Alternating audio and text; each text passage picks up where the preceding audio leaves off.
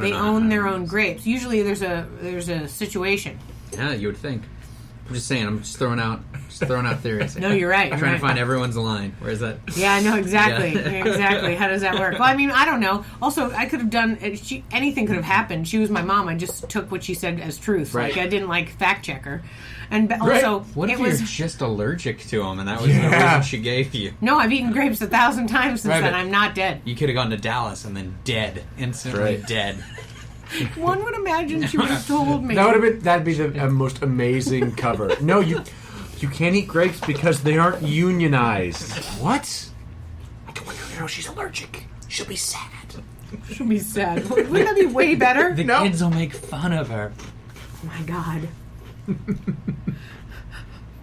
Yeah, that makes sense. That all makes sense. No. So I went from A to B to C in my head, and it's a thing I'm working on.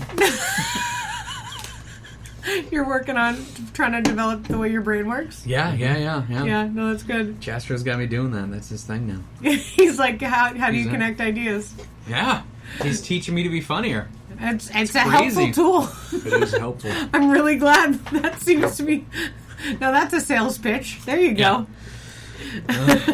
Take Cold Town Advanced classes. Real confusing in business meetings, though. I will say that. That's a very... Yeah. Well, actually, you know what's funny? I do that, but I don't tell people what the B and the C are. I go from A to D, and then they're like, what are you talking about? Where are we right now? And I do that to my husband all the time, so now I've begun to have to explain to him how my brain Diagrams. got from one to the next. Yeah, because we'll be talking about something, and then I'm like, well, but what if... And he's like, how does that have anything to do with what we were talking about? I've just been talking to myself for a while, don't worry. I was like, no, but see, the way that the thing is... Because, also, when you have improv brain, I think your brain does develop a bit more of the, connectability to those kinds of ideas. You know what I mean? It legitimately trains your brain in a way that's I can jump 3 things, and then everyone who's got similar training to you is like, I see the way your brain works. Right. Especially, in the case of you having, a troupe that you've worked together. Right. You know how your brain works. Yeah. So it's sometimes I think, in this room sometimes with you and Wendell Patrick, or when I'm in the neighborhood sketch room, I can jump 30 ideas ahead, and you guys know exactly how I got there. Oh, that's great. Because that's how I do it. And then they're like, oh, I see that. Okay, great. Yeah. And it's this is how we create 3 beats of this thing, or whatever. Whereas my husband's brain does not work that. Though, hilariously, today he told me, I can teach improv. And I was like, oh, you could not do that. Because... Go for it. I'm sure that didn't end in a fight, did it? No, because he has such bravado that he just said, no, I can. And then just didn't accept my, telling him that he couldn't. He was just like, no, I'd be great at it. And I was like, give me 2 tenets of improv. Go. If you're going to teach a group of strangers the basics of improv, give me 2 rules. And yes and can't be one of them. I was like, no. I feel like my friends, they're all on board with improv now because they understand yes. They have no choice. Yeah. And all your friends who haven't been have been weeded out of your life completely. You know what? Patrick's one of the only people I know that still has non-improviser friends. I don't know any of those people, really. I don't bug them to come to shows. No, me either. Yeah, because it's just I never bugged friends to come to shows. Yeah. It wouldn't... I don't friends, guys. Yeah, I have no friends. You're my only friends now. I have it's just this room. 5 friends, 5 friends. Acquaintances, sure. We've all... Yeah. But you don't want to make them go to an improv class and then, show and then ugh. He's not funny. That's right. I just never... I don't like anyone... I'm really funny. I don't like feeling like anyone's doing anything out of obligation. Right, anyway. absolutely. I would, if a friend comes to see a show, awesome. But I'm not going to go out of my way to ask them to... I don't know. It's weird. Possibly pay money to come see me do a show, too. Yeah. You know what, though? Ridiculous. Very recently I did a straight play. I did True West, and it was a serious play, and everybody who hasn't come to see me do comedy in 6 years came to see that. Were they cost confused? Twice as much. Did they come to it thinking it was going to be a comedy and go... No.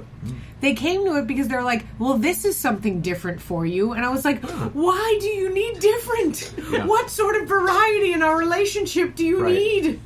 Do I need to recreate the wheel every time, every few years so that you can come watch it? but what I'm doing with the comedy is hilarious and funsies, right? Don't you like the funsies? Boring. You would rather have these people who make you feel tense and are yelling, and then when I come in, I get really angry, and then I leave. Like, what? Yeah, that's interesting. I think there's something with, people... Even if you feel like you're experimenting and doing, we all are experimenting and trying to grow as improvisers. To people who aren't performers, you're still, it's your improv thing. You're just doing your improv. You're still doing it. You're still on the same path. But then if you do something that seems wildly different, suddenly it's like, well, what's that about? Maybe they'll screw that up. Let's get a ticket for that. Let's see them burst into flames and start crying. Ha ha! Indeed. Yeah, it's interesting. I was like, do you have non-improv friends? I do. I really don't. No, I too. I don't have many. Yeah, I don't have many. But part of that is just because of how I've organized my life, in that I'm always, not always, but very often, preparing for a show or doing a show or hanging out with people after a show. It's, I have some non-improv friends, but they're few and far between at this point. They come to weird shit that you do? Like you just finished a play that was not so comedic? No, it was not. On purpose. On purpose, right. Yeah, they... Thank you, Patrick. A lot of the... they Amy's did. an asshole to you. Yeah. What is going on? Yeah, they came. A lot of people came to that, and part of it was that we'd been talking about the show, and they were very curious to see the show, the subject material. It was about the early history of the Mormon Church. So a lot of people were like, "Brr, what is that about?"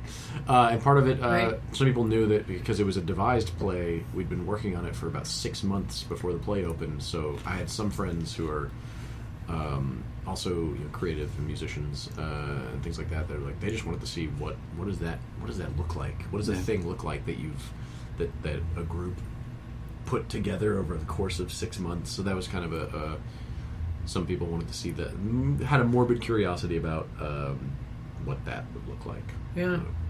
But I don't. And in fact, even those friends who were like, "Hey, we're going to come on Saturday," I was like, "Look, don't come to this show because you think I'm going to be angry if you don't or some shit. Like, if you want to see the show, by all means, come see the show. But if you don't see the show, we're still cool." I had to clarify, I guess, just for myself. And they're like, "Yeah, we know. We don't think that you're guilting us into seeing your show." Like, cool. I don't want anyone to ever feel like that. Yeah. You know what? Just don't come. Forget it. I prefer strangers anyway. Yeah, I'm fine with strangers coming over, friends most of the time. That's because if I let a stranger down, it's a lot less. We've talked about this before. Yeah. I'm more worried about letting people down than I am anything else. I can see that. I don't really have that worry. I don't have to worry about letting people down. I just don't. Yeah, I want them to feel obligated. I mean, definitely think that's weird. That one of the only things that puts me in my head now is like if I start dating someone and they know I have a weekly show. They know I have a show. I don't tell them about it, but it comes up inevitably. Like, I don't say, like, "Come see my show." Like, I don't. And inevitably, at some point, I'll go out to host, and there's their face. I'm like, right. Great. Now suddenly there is someone in the audience I want to impress. Great. And that's like the only thing that'll slightly put me in my head now about performing. Yeah. Which is unfortunate. Yeah, my husband doesn't really come to shows. He's not really... Like, he'll come to shows if he thinks he can do something for me at the show to help the show. Yeah. Like, he'll come to film it. Yeah. You know what I mean? Mm-hmm. Like, he loves doing a crazy filming situation, or he'll take photos. But if I don't give him a job... Yeah. I mean, he just can't... But I think that's mostly because he's kind of he's kind of like anxiety guy, so like he like sitting in a room for an hour, he's all like, "Yeah, I'm good. It's fine. If I don't have work to do, what am I going to do?" Yeah. So I usually give him a job. Is he one of those people who gets like anxious for the performers, or? Because I know there's that aspect that some people have in watching improv. That's me. Well, yeah, with improv certainly, but I mean, my primary like output is a sketch show, and I'm always I'm always like, no, that's done. Like when you see it, it's ready. So is that mostly what you spend your time working on now, or the theater time working on? Yeah, my two primary. I mean, like I teach improv and sketch, but my like two major projects are this podcast and then the neighborhood sketch comedy show. Nice. Yeah. I put all my energy into those two things because I was trying to do improv troupes, and then they kept fizzling here and there. Ooh. I don't know if a few years ago I was in a musical improv troupe called Water Park, and that was great for about 4 years. You guys played at the Hideout quite a bit. Yeah, we did. We did it. We actually it was the troupe that actually got me around the other theaters. I ended up through that troupe meeting a lot of people because it was an easy troupe to sell to everyone. And then eventually I was like, great, this is helpful. Now I get to meet people, and they're not like, who's that strange girl from T&M? They can actually meet me and be like, oh, she's regular. Yeah. She's just like everybody else, you know? Yeah. Oh, yeah. It turns out. She's not going to kill you. She's might be part of the mob, but it's no big deal. That's fine. But yeah, we did that for a while, and then it kind of fizzled when, you know, people lost interest or people started moving away, and it got kind of like one of the members had kids, and then there was another person who got a job that was more like I got to travel, and then somebody moved to LA, and it was like, oh, okay. Yeah. And it kind of was like, but when the email that I got that had the nail in the coffin, because you were talking about, you know, like being happy no matter what if the troupe ends, and it's like I still think about it. It's like it's like a relationship. It's like a, you know, it's like totally like an ex where I'm like, I mean, I wasn't. So beautiful. It was so great. I haven't always been that way. You know, like one of the guys who left the troupe. It was clear he was leaving the troupe. This is ancient history. It was clear he was leaving the troupe. Like he was growing more and more disinterested. Like aggressively projecting disinterest. Yeah. And then he left the troupe, but he like wrote a long email to describe it or why he was leaving. Yeah. I just hit delete. I never read it. Yeah. And everyone else in the troupe has read it. I still was like, no, I don't care. Don't know. Delete. He checked himself out.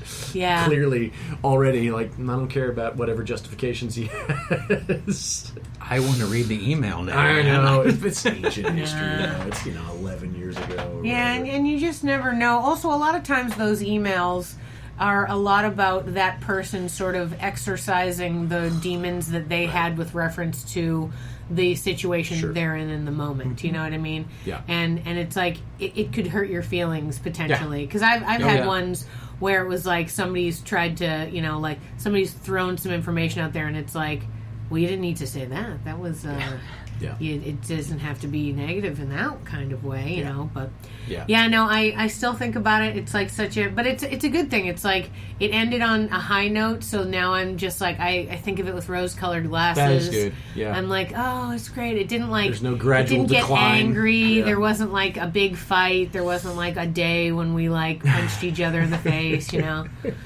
But that'd be amazing if that's how an improv troupe ended. Like, guys, we're just playing make-believe for like 25 people. Right. 4 of them are our friends. I punched people for less. We sing songs with banjos about poop. What's the difference? What's the problem? I don't understand. That being said, there's a group, I don't know how many troops from like the Hideout submitted for Del Close marathons or anything. But it's a great opportunity in the future. Tell everyone you know to do it. But because it's super fun, and then you know when they see the breadth of great stuff coming out of Austin, it's so great. And what's fun is even if here in Austin you don't bond with the other theaters, when you go to New York, suddenly these are your people. Suddenly, like you're at a party, you're the united and it's front. Like everybody's together all of a sudden, you know. Yeah, and Water Park went to DCM, and we had a show, and they put us on the main stage, and we were like, yes! Nice. We had a good slot, because we were like, musical improv, okay. Yeah. We were like, yes! Like, and I had been there like 3 or 4 different times, and it was always like, so you're on at 3 a.m., or like, so your show's at 7 a.m., and you're like, okay, great, I'm gonna do it. But this one was like solid, like, I want to say it was like noon on a Saturday, which was a big time. Yeah. Like, I mean, because the late night shows are all just famous people. You're not going to get an 8 p.m. or whatever. Anyway, we go do it. And we had never rapped ever in our whole lives. And all of a sudden, we're doing this